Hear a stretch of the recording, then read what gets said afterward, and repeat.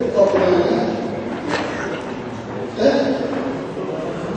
sonra isteyen hastaneye, isteyen şu kapının önüne giriş hastalara, isteyen arkadaşlarımız burada bakabilecekler.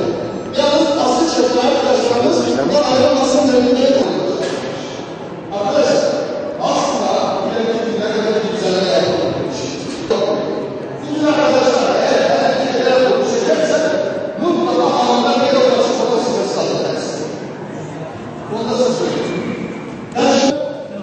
Bismillahirrahmanirrahim diyorum, bir tane çekiyorum, ondan sonra gidiyorum. Bismillahirrahmanirrahim. Şöyle bir tane çekeceğim. Arkadaşlar, Bülent Kurt. Toplum yararına çalışma programı kapsamında gördüğünüz gibi bugün buralara başladık. Bitlis Milli Eğitim İl Müdürlüğü ve ilçe Milli Eğitim Müdürlüklerine toplam 625 kişi, 675 kişi bugün kurallarını çekeceğiz. Ayın 7'sinde işe başlatacağız.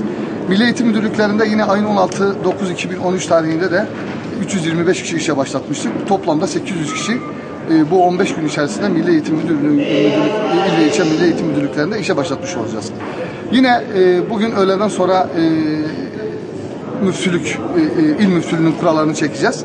Önümüzdeki 2 gün içerisinde de ilçe müftülükleri ve ilçe Milli Eğitim Müdürlükleri kurallarını çekeceğiz. Toplamda 1000 kişi 10-2013 tarihi itibariyle işe başlatacağız. Tabii bu alımlar istihdama çok büyük bir katkı sağlamaktadır. Geçici de olsa, geçici bir süre de olsa istihdama büyük bir katkı sağlıyor. Bu kurada dolu çeken arkadaşlarımız okullarda temizlik, bakım, onarım işlerinde çalıştırılacaklar. Yine camilerde de temizlik işlerinde çalıştırılacaklar. Toplam hedefimiz 9 ay. Planladığımız hedef 9 aydır. Tabii ki bakanlığımızın talimatları doğrultusunda hareket edeceğiz. Toplam il ve ilçelere, milli eğitim ve müftülüklere toplam 7800 kişi, yani 8000 civarı kişi bu kurallara başvurmuştur.